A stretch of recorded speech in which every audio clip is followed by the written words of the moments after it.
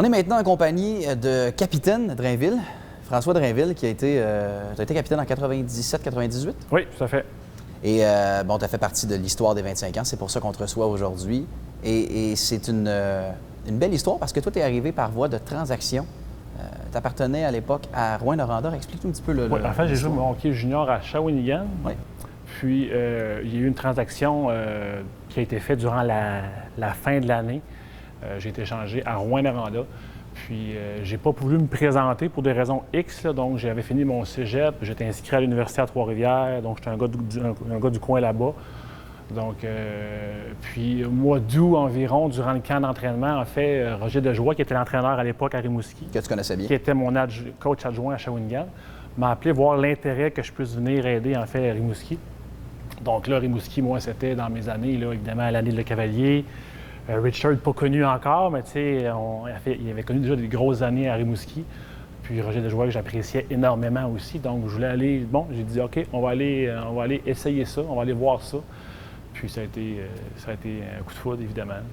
Tu dis, on va aller essayer ça, on va aller voir ça. Comment, avec quelle appréhension tu arrivais, toi, à Rimouski? Comment tu voyais cette arrivée-là? Est-ce que tu disais, bien, c'est ma dernière année junior, je vais aller aider cette équipe-là qui m'a demandé, ou tu arrivais là puis tu t'es informé sur l'organisation? Est-ce que tu... la réputation était déjà très, très, très bonne là, à Rimouski. Ayant joué à Shawinigan, une ville de hockey, une ville avec une histoire incroyable aussi. Les gens connaissent beaucoup le hockey. Mais la réputation de Rimouski était très, très, très grande. Donc, très, très, très bonne aussi. La façon qu'ils traitaient les joueurs, les entraîneurs qui étaient présents, etc. Donc, moi, c'était mon ancien entraîneur qui était là. Donc, puis c'est sûr que Rimouski, une place aussi que j'affectionnais un peu pour la distance, l'endroit également. Donc, toute l'effervescence de Rimouski, le nouvel endroit, beaucoup de partisans dans les estrades. Évidemment, Le Cavalier qui avait fait la première année qui était exceptionnelle. Donc, il y avait beaucoup d'attentes, je pense, pour l'année où j'étais, considérant la deuxième année de Vincent, puis d'autres très bons joueurs aussi qu'il y avait durant cette période-là. Donc, c'est de cette façon-là que je me présentais là, à Rimouski. C'est intriguant de savoir comment ça se passait dans ta tête du moment où tu reçois un appel d'une équipe qui est vraiment intéressée par tes services puis qui dit on a besoin de toi, on veut que tu viennes. C'est quoi ton intérêt à venir aider l'organisation? C'est flatteur, ça, quand même. Bien, tout à fait. Quand tu te sens désiré, c'est toujours très, très flatteur. Puis ça a été très, très rapide. J'avais un appartement déjà de fait à Trois-Rivières. J'étais inscrit à l'université. J'avais dit oui à mon club de hockey qui était les Patriotes. Puis quand Roger m'a appelé pour l'intérêt, ça a été là, très, très, très rapide. Autant j'ai hésité à aller rejoindre Rouyn-Noranda pour des raisons X, Y, c'était loin, etc. Autant ça a été très rapide pour Rimouski.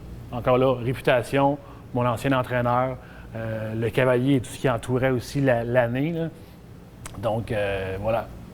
Comment ça s'est passé cette année-là? On a parlé précédemment avec Alexandre Jacques, mais lui est arrivé à la mi-saison, au mois de janvier. Toi, le début de cette saison-là, c'était ta première à Rimouski. Tu devais t'adapter à une nouvelle région, un nouveau mode de vie peut-être. Sur la glace, comment ça se passait pour toi et pour l'équipe? Ça s'est bien passé. Le début de l'année a été quand même so-so, je te dirais. Il y avait beaucoup de jeunes joueurs là, avec du recul. Là. Il y a eu des Joey Roulier, évidemment, Le Cavalier, Richard, Julien Desrosiers, Philippe Sauvé, Jonathan Beaulieu. Donc, des jeunes qui ont quand même eu beaucoup, beaucoup de succès au niveau junior par la suite. Mais c'est ce qui est arrivé, c'est plus au fait qu'il y a eu des transactions. Il a amené beaucoup de maturité en termes de joueurs. Alexandre, Francis Bélanger, Yannick Tremblay, des joueurs avec de l'expérience. Puis ça a créé vraiment un bon esprit d'équipe assez rapidement. Puis par la suite, après les fêtes, là, je vous dirais que ça a commencé à avoir beaucoup de succès. Là. Est-ce que c'était plus difficile pour toi en tant que vétéran d'arriver dans une nouvelle chambre avec de nouveaux joueurs puis de dire, bien, je connais la game, entre guillemets, et je vais vous aider à vous améliorer sur certains aspects de votre jeu? Bien, toujours plus difficile. C'est sûr qu'on est des joueurs de hockey, on a le même intérêt comme tel. Mon apport a été fait surtout pour ça, pour mon leadership. Je ne suis pas une personne qui parle énormément, une personne très, très travaillant sur la glace, qui montre l'exemple. Donc, c'était un peu ça le mandat que j'avais, de supporter beaucoup de jeunes. Il y avait Vincent, il y avait Brad, etc. Mais c'était la mission que j'avais de M. Tanguay également, de bien entourer les jeunes puis les guider dans la bonne direction. Là.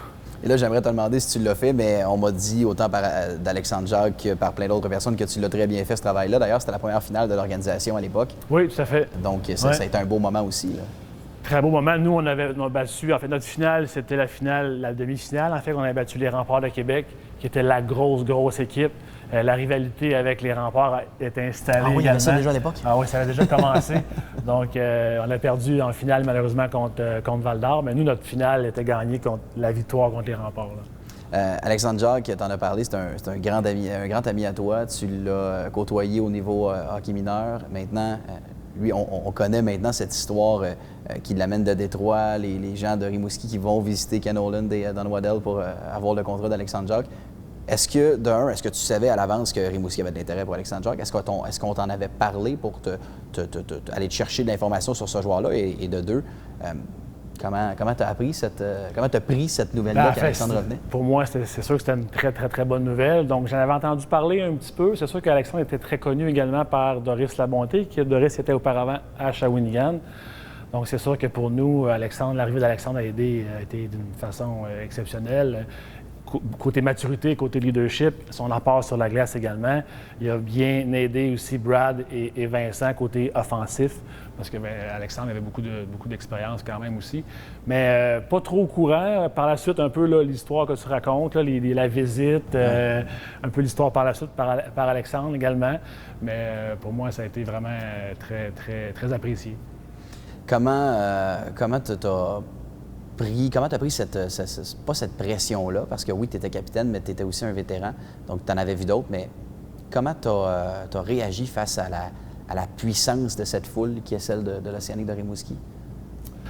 Parce que tu l'as vécu aussi en tant qu'adversaire, là, quand tu Oui, tout à fait. C'était très impressionnant quand on jouait évidemment à Rimouski, mais en tant que joueur, en faisant partie de l'équipe, bien, écoutez, c'est sûr que tu as 20 ans, tu as 17, 18, 19 ans, évidemment, la foule t'acclame, c'est sûr que c'est très flatteur. Donc, la pression, oui et non, mais on était très bien encadrés par l'organisation.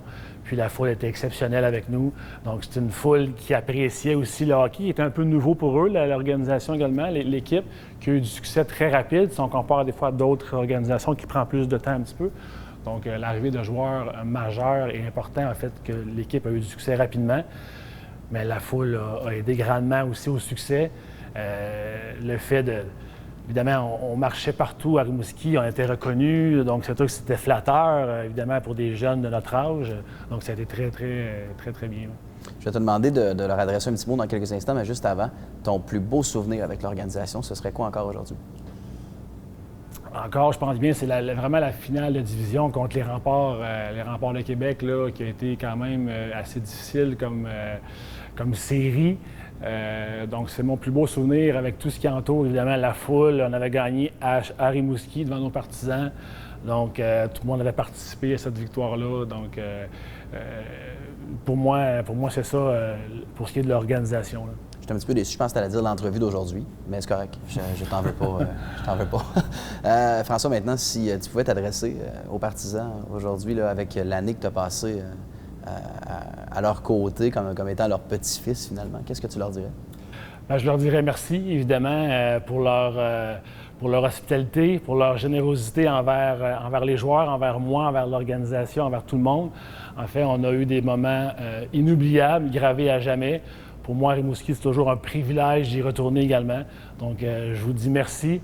Je vous souhaite un 25e année également rempli de succès, rempli de belles surprises. Puis, longue vie à l'Océanique. Puis, merci beaucoup. Capitaine Drainville, merci infiniment. Merci beaucoup. Merci.